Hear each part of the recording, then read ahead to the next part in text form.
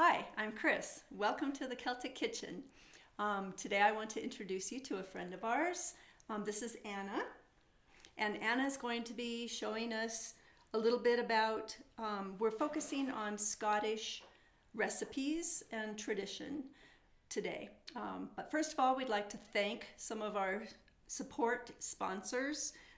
We've got Arizona Commission on the Arts, and of course the City of Flagstaff, and the Coconino County, and Flagstaff Community Foundation, and Flagstaff Arts Council.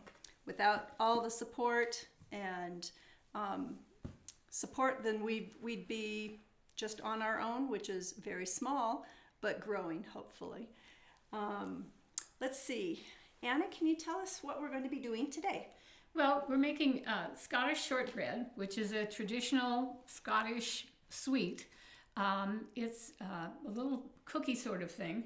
The first time I learned about it was we had a neighbor when I was a kid who had an actual Scottish nanny for their children, and so she taught us how to make shortbread.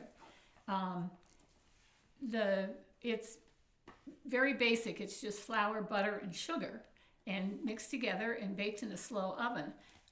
So it's very rich. I got this recipe from something called The Scots Kitchen. This book was printed in 1930, and F. Marion McNeill writes other Scottish cookbooks, but these are supposedly traditional recipes. One of the interesting things that I found in these particular recipes was that they used rice flour, which I would think in 1930 might be a little untraditional, and they also said you had to dry the flour before you used it, and you had to squeeze all the water out of the butter, which presumably was farmhouse butter. Probably. Well, they had a lot of cows. It was all mostly dairy. Yeah. Like on the Isle of Skye, it's mostly dairy. They don't have a lot of wheat, so maybe that's why they came up. I wonder where they got their rice flour. That, it doesn't say. It just know. says rice flour. But because the shortbreads are so basic, you can add things to them. You can put ginger in them. You can put little tiny chocolate chips in them, although I don't think that's traditional Scottish either. But very popular but today. very popular. I recently made some shortbread that had lavender. I've made that. Lavender in Yes. it. And then I made a different kind of recipe it had lemon peel and lemon zest in it. That sounds good. But then it also then you topped it with rosemary. Oh, It was really pretty. that sounds very And it was good. very good. Yeah. So there's lots of variations. But yours are always incredible.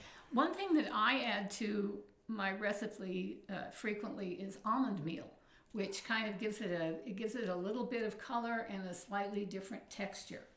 And do you use that proportionately?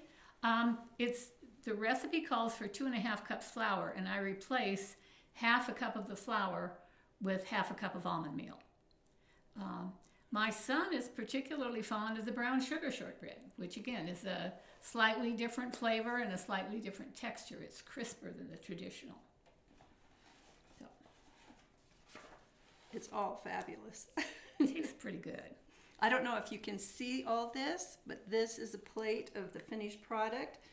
Do show us how to make this. Well, the first thing we do is we soften the 1 cup of butter, and it's possible to do it by hand, and I've done it by hand, but it's a lot easier if you use a mixer. So we put a cup of butter, which is 2 sticks of Kerrygold butter, in the mixer, and just blend it until it's moistened, until it's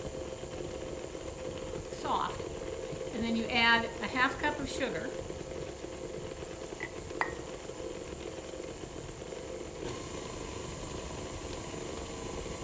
It's all blending nicely. And it's all blending, it mixes together nicely. The idea is to kind of, how do I get that? Oh. Up. There we go. Okay. The idea is to get the sugar blended in with the softened butter. It doesn't quite dissolve, but it should be very well blended.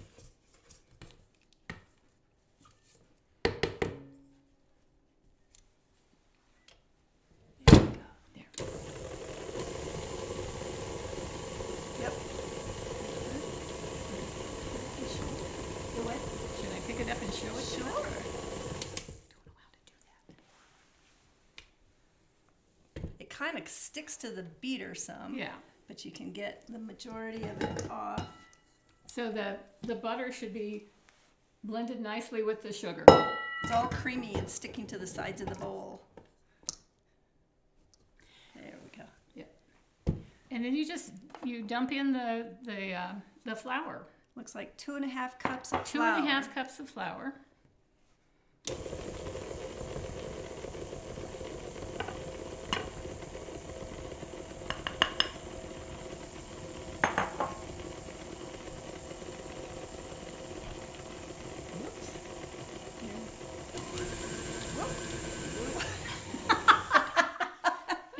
And you don't want to Explode the flour. explode flour all over everything. Okay. Now, some of the recipes I've read say you don't want to mix it too much because it makes it hard. Yes, you kind of want it to look like breadcrumbs or kind of sandy. Kind of big crumbles. Yeah, big crumbles. Although one time I was really trying hard to not mix it too much, and I had more clumps of butter still through it, and it didn't turn out really well. How do I get this? Oh, This is an unfamiliar mixer. there we go. There's a clump. Yeah. Oh, you just can't go wrong with butter, flour, and sugar.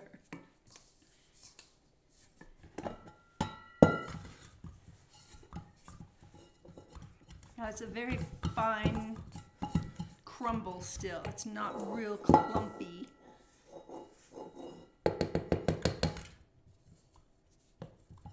Well, and you can always mix it with your hands too. In fact, that's what a lot of the recipes Yeah. recommend. The thing is, you don't want to use your hands on it too much because you don't want to melt the butter.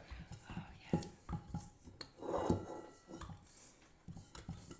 But it looks kind of like Cornmeal. cornmeal, yeah.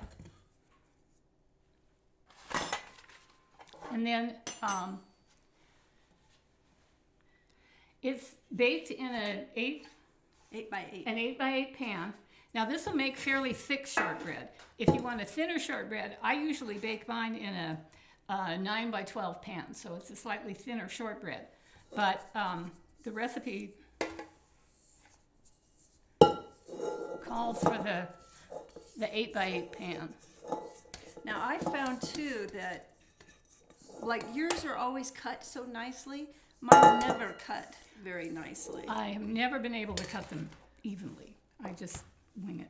Well, they look clean. They've got clean cuts. So what I've started doing, because it worked really well, is I line the pan with parchment paper. That works, yes. So I can lift it out and let it cool, and then I can, once it's cooled, I can get a clean cut. And then you just press it into the pan with your hand or whatever you have handy. That's amazing. Now this is going to be thicker than that, Right. so it might take a little bit longer to cook.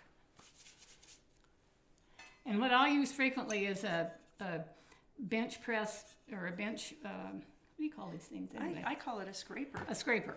And just kind of press it around the edges. Oh.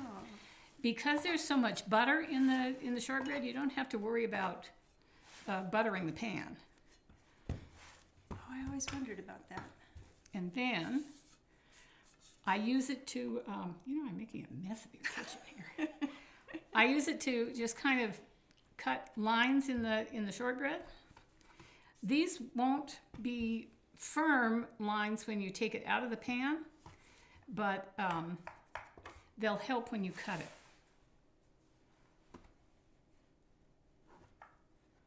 See, I think I work my dough too much because I want it to be pretty, and it's not always the most tasteful.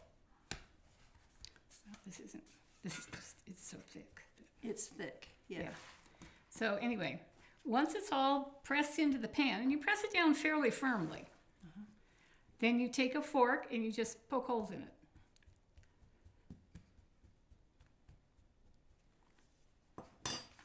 That's not working. And then it's baked in a slow oven, which is 300 degrees, for 300. Yep. Usually everything's at 350. Well, it's a slow oven, so it's 300 degrees for 30 minutes, and I have never burned a pan of shortbread. I'm sure it's possible to do that because occasionally I forget that it's in the oven, but I think because there's so much butter in it, it just sort of welds itself together while it's cooking. It looks incredible. And then after 30 minutes, you take it out and you let it sit for a little bit, and then you slice it into whatever shapes you want. You can make triangles, you can make squares, you can make finger-shaped sizes. And it's just really tasty. It's not really sweet. And does the brown sugar, if you're using the recipe with the brown sugar, does that affect the baking time or anything like that? Not really. I've used various ovens, and sometimes 30 minutes isn't enough. So sometimes it has to go 35 minutes. But you just look at it, and when it's done, all around the edges, it'll be just lightly browned. It'll sort of, it'll look cookie-like when it's done. But right around the edges, it'll be just slightly darker. I don't know if you can see on these, but these are very pale in the middle, and they're just lightly brown on the outside and brown on the bottom. Oh. So, but this is the brown sugar shortbread, which is my son's favorite. And you see, it's much darker than the regular shortbread. It almost looks like a wheat one. And then this is the one with the almond flour in it. So it has kind of little flecks of brown in it. It's almond meal. It's not almond flour. It's almond meal. And the only thing I found is you kind of have to, if you're doing it for a group of people, you have to warn people that there's nuts in it. But other than that, it's a real basic recipe, and it makes a really special little treat. Well, thank you. That was incredible. Hopefully we can all duplicate your efforts because it's always delicious. Well, thank you. Well, that's about it for right now. Come join us again for other ideas. One of the little tidbits that I found in this cookbook said that the shortbread was called Infer cake or dreaming bread. A decorated cake of shortbread is still the national bride's cake of rural Scotland, bearing in mind this was in 1930. And they break the cake over the head of the bride at the threshold of her new home. So, that is special. Shortbread. I love the tradition that goes along with all this, the history.